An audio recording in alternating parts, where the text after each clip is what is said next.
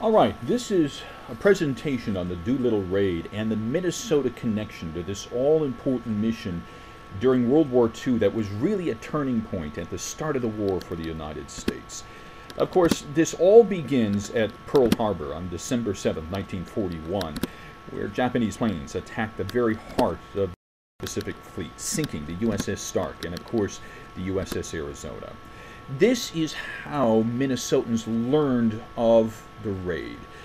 Through our newspapers, through our radios, these newspaper headlines, courtesy of the 70 Years Project in Minnesota, showing the headlines from the St. Paul Pioneer Press and the Minneapolis Morning Tribune.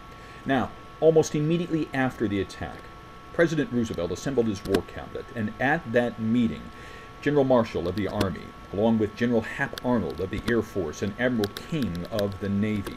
According to Doolittle's own account in his book, he writes, "The president said he wanted to strike back at Japan at the earliest possible moment and asked everyone present to consider ways and means to take the war to the land of the rising sun." Now, this is the interesting part about all of this, because it was a submarine captain, Captain Francis Lowe, who went to Admiral King and said he had seen something that gave him an idea. He had seen Army bombers in Norfolk making simulated bombing runs against the outline of a carrier that was actually painted on the runway. And he said, "I thought if the Army had some twin-engine bombers with a range greater than our own fighters, which was 300 miles, it seemed to him that a few of them could be loaded onto a carrier and used to bomb Japan." Admiral King loved this idea, and he sent him right away to talk to Hap Arnold. Hap Arnold was most enthusiastic, according to Doolittle, and immediately called the admiral, and they started dividing responsibilities for this idea, and it was still an idea at the time.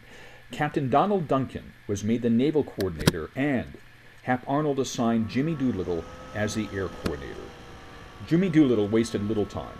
On January 22, 1942, he issued a memorandum requesting 18 B-25As from the 17th Bomb Group in Portland, Oregon, and he ordered them to Mid-Continent Airlines in Minneapolis for modifications. Now, it's still important to remember that all of this was top secret at this time. Not even the flight crews knew what they were doing. Ted Lawson was a lieutenant assigned to the 17th Bombardment Group. He writes in his book, 30 Seconds Over Tokyo, that our squadron was ordered to Columbia, South Carolina, by way of Minneapolis for patrol work against German submarines, which were sinking so many tankers off the Atlantic coast. They thought they were going to get extra fuel tanks to make that mission work. Now, here is a critical part of Minnesota's story. We needed proof that, in fact, they were, in fact, here, and it's provided by these pictures at the Northwest Airlines History Center. Wayne Snyder provided these pictures to us. They show the bombers at the Mid-Continent hangar here in Minneapolis. Here's another picture showing 4 of the bombers. Another one there in the tarmac. But this one was puzzling to Wayne and many members because it contained signatures underneath the planes, and they did not know who these were. Upon further investigation, I was able to solve the mystery. It belongs to Dean Davenport, Crew 7 of the Doolittle raid, along with Sergeant David Thatcher, a gunner on Crew 7, Jimmy Doolittle's own navigator, Colonel Henry Potter, and Richard Cole, who was Doolittle's co-pilot.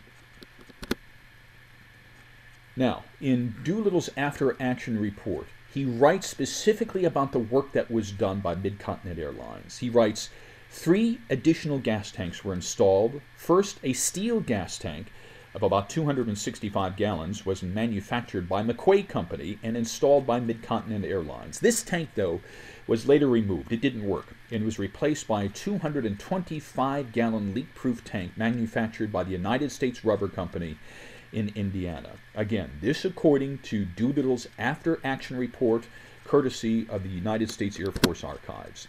But it was more than just gas tanks. It took men to install these. This is where my own family history comes in.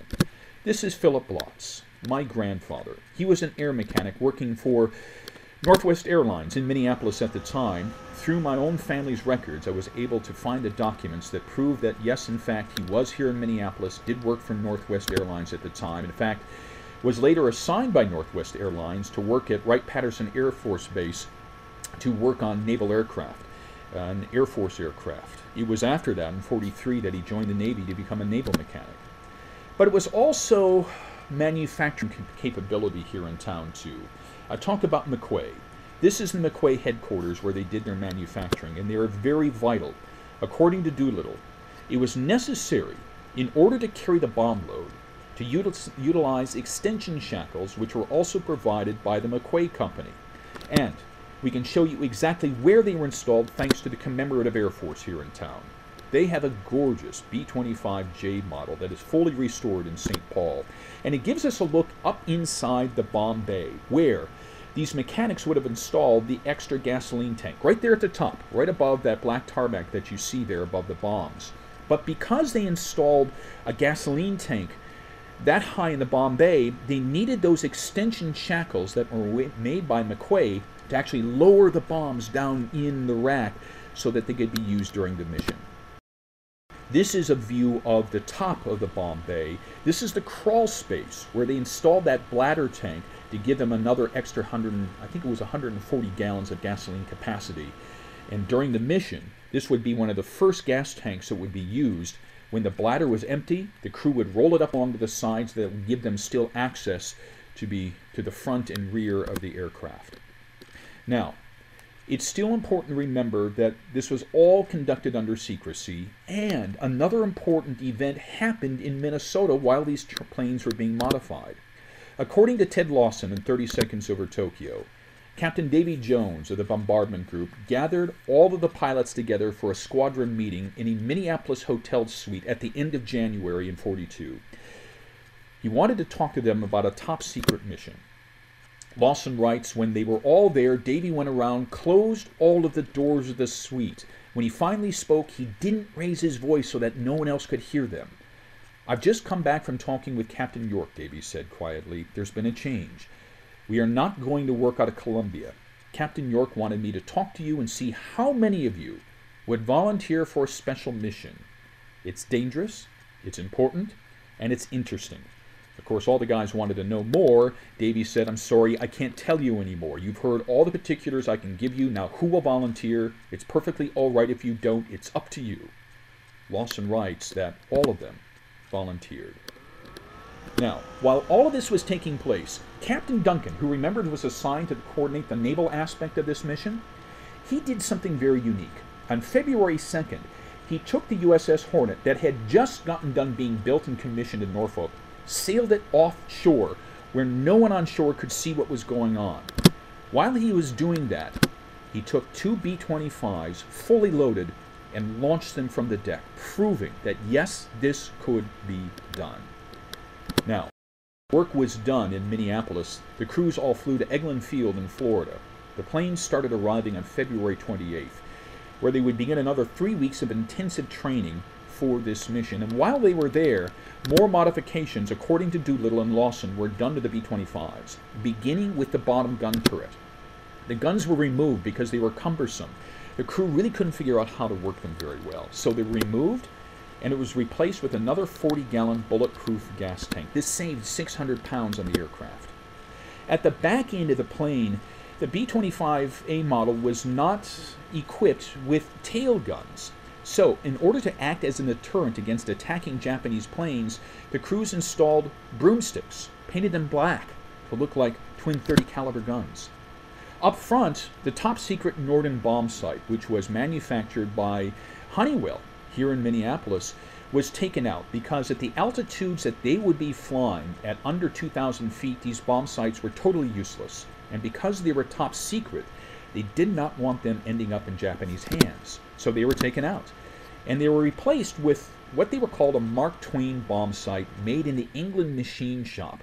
They were made out of materials costing more than 20 cents, and hence, from this moment on, the crews dubbed them the 20-cent bomb sights.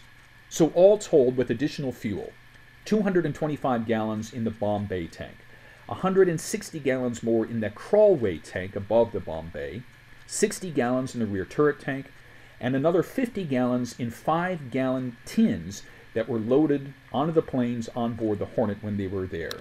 This gave them more than 1,100 gallons extra in fuel for this mission. From Eglin Field in Florida, the crews then flew to California, in fact Alameda, in San Francisco Bay, where the planes were loaded onto the deck of the USS Hornet, and then on April 1st, Task Force 1 set sail. It was the very next day, April 1st, that Doolittle gathered the crew together and told them, for the very first time, what their mission was. They were sailing to Japan. They were going to bomb Tokyo. Of course, we know the rest of the story, and it's very fortuitous that they had the extra fuel capacity on them because 800 miles away from Tokyo, the task force ran into a fishing trawler. One of the Navy cruisers literally blew the cruiser out of the water, but Admiral Halsey was very concerned that that fishing trawler had already radioed back to the mainland that a task force was sailing towards Japan. So at that morning, on April 18th, he gave the orders for Doolittle to launch immediately, 400 miles further out to sea than they had originally planned. Of course, the mission sailed and flew into history. They accomplished it. And this is how we all read about it in Minnesota, about what they did, according to the 70 Years Project that chronicled the newspaper headlines. U.S. pilots bomb Tokyo, according to the St. Cloud Daily Times. U.S. planes blast 4 Japanese cities, the Duluth Herald. On the Minneapolis Star-Journal, U.S. planes smash at Japan. And the Minneapolis Morning Tribune, Tokyo bombed. Here's how we chronicled the story for Fox 9.